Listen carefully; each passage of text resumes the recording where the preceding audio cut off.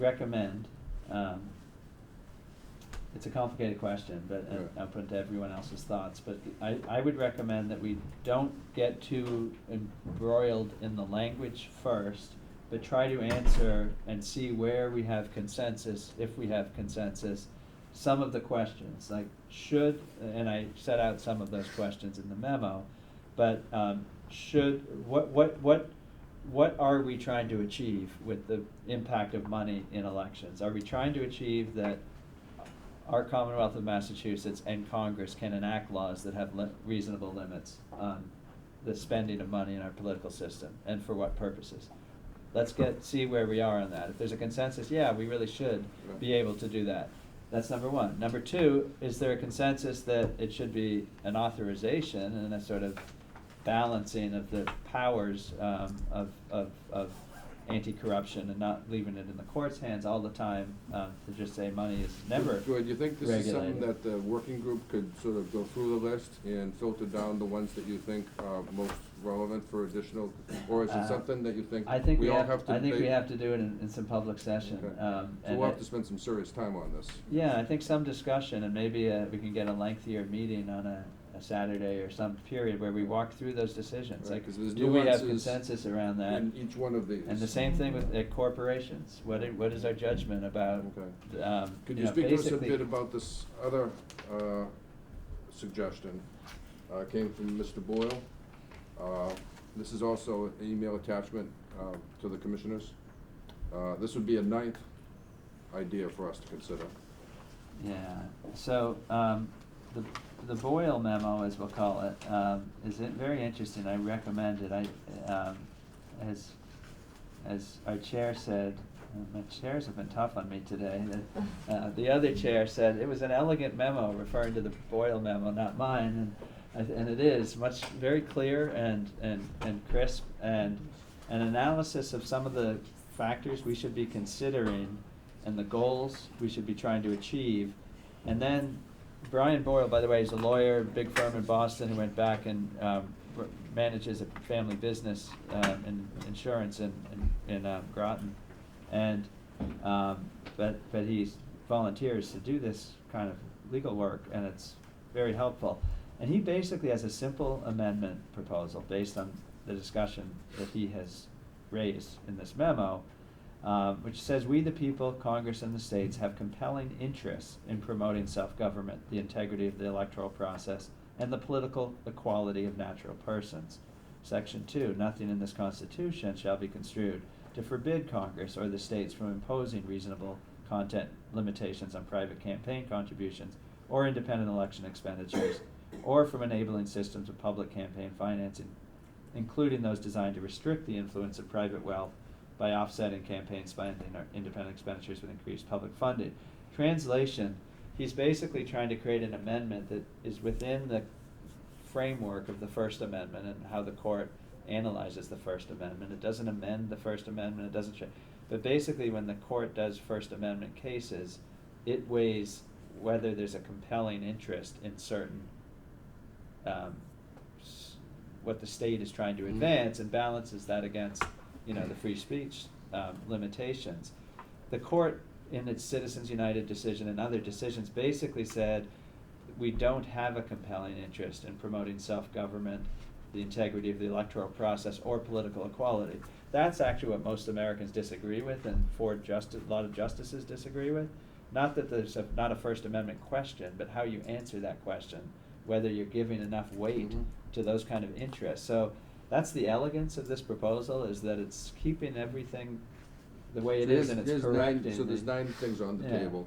Other commissioners have comments or questions for Jeff at this time? Well, there's these 9 proposals, but that doesn't mean we should be limited to Right. these, or that we can't come up with Right. something wholly different. Right. I think it makes sense as we start considering options to see if there is something that's gotten some traction that we could either modify or use that as a framework to do what we're gonna propose, but, I think there's probably concerns about each of these proposals. We should talk about them as a group, but that's the purpose of this commission. That's is to- exactly my thinking as Yeah. well, Cost. This is, Yeah. if there's something there that's 98% of what we think is the right answer, let's build from there Mhm. and fill in the And to building some out. extent, you know, as I read through these proposals, including this Boyle proposal, I'm not so sure, I think we're gonna have to discuss as a group how much flexibility we have to either include, to exclude certain things that the law establishing this commission requires us to do. It requires us, as I understand it, to be explicit about corporations, are artificial entities and are subject to certain limitations, right? And the other types of things that I think we need to make sure are part of any Mhm. proposal we put forth. Good. To some extent, I think To some that's extent, true, and yes. I think the, at least 2 or 3 of these amendment proposals, to different degrees do that, so I Mhm. think the consideration of 2 different degrees is well within the commission's Yeah. mandate. And I think also the instruction to the commission to, particularly phrase what would be prudent Mhm. and for likely to be ratified, and and that we need to actually advance this amendment, allows us to apply our own judgment about to what extent and how Yes. far the different language might go on that. So we're gonna have to set aside some quality time and come to a conclusion. If one of these hits the bullseye, so be it. If one does not, how, you know, is there something we can build on? Yeah. And I think that's going to become a major topic, you know, of our next meeting as we head towards the Well, report. I think that these are fundamental questions, because we have to grapple with things like, is this something likely to be upheld by the courts? But also, is it, Right. from a practical perspective, something that can get through Congress, that can get through, is it simple enough so that the public understands what we're trying to do, so that there's some public support behind whatever we put forward, Yeah. because of by virtue of it being easily digestible by the public, to meet the stated goals, right? I mean, those Right. are not necessarily the same things, right? So, anyway. Are we ready to move on in the agenda? Okay. So we had, we're waiting for Pam Wilmot to She's find here. us. Yeah. And so I'd actually return to Pam, who's been invited to offer some testimony. And then after that, we'll go to agenda item, what would be number 7 on your list. Great. But, Ms. Wilmot, would you care to offer some thoughts? Okay, where would you like me to be? Down here? Whatever's comfortable for you. Okay, well, there's no Well, space. pull a chair Oh, over my here, chair. it is here. Since Come on up. We appreciate I've your been, willingness to come and Sick speak with with the us. cold, so I don't wanna stand the whole time. Actually, go down. On second I think thought. I'm done with it. It's been 10 days, so I should be over. So thank you so much for having me here. My name is Pam Wilmot. I'm Executive Director of Common Cause Massachusetts. We are a national organization. I'm the director of the state organization. And we have been around for 50 years working on the issues of money in politics, free and fair elections, open government, accountable government. So these issues are near and dear to my heart and to our heart, and appreciate that you're all taking your time to really dig into this in a very, what's clearly a thoughtful, deep manner, and something that has been so necessary. So specifically on the 28th Amendment, Common Cause has been involved in this issue for many years, really since the Citizens United case in 2010. We worked very closely with what was moved to amend at that point to do a number of actions, both here in Massachusetts and then with various other partners across the country. One of the biggest efforts was to put a question on the ballot here in Massachusetts, which appeared before 1 million voters in 2012. There were additional questions in 2014.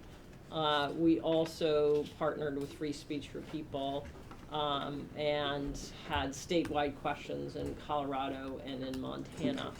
All of these questions passed by overwhelming margins, and I did bring a little bit of ancient history if you're interested.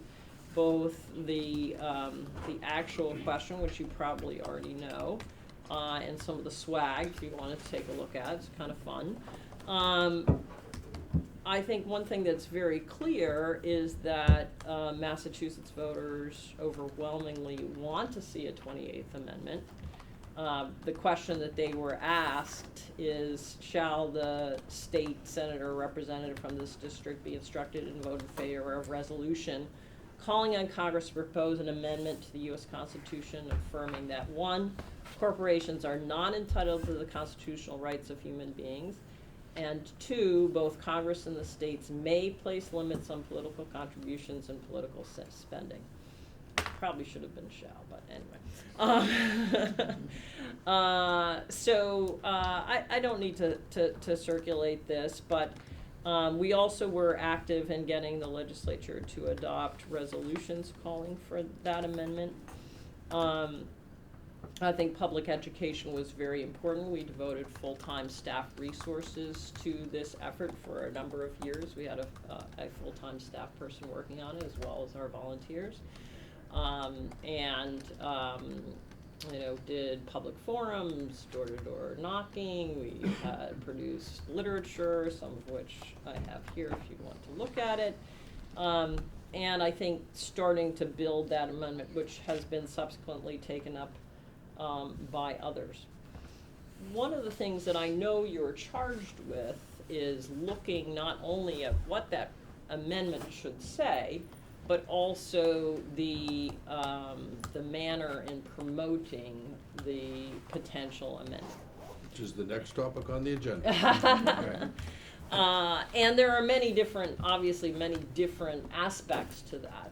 But one of them I wanted to just bring up is that while we are very, very supportive of having the 28th Amendment along the lines that were passed in the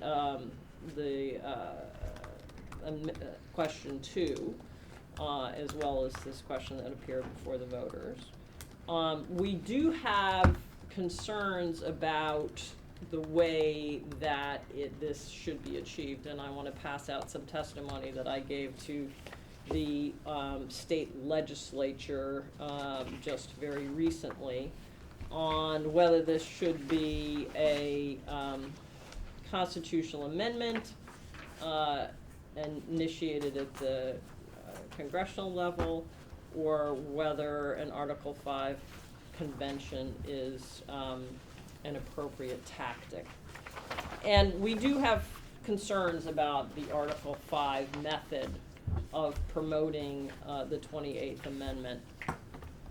We're not alone in that concern. 240 organizations. This particular testimony was also signed on to by the ACLU of Massachusetts, the League of Women Voters, ASME, and Mass Teachers Association, and the Massachusetts Sierra Club. But there are also, a long range, and I have a list here and can send you actual documents, of 240 organizations that have signed on to similar testimony. Here's a sign-on letter with about, I don't know what it is, it's like 140 national organizations, and then a bunch of state as well. Everything from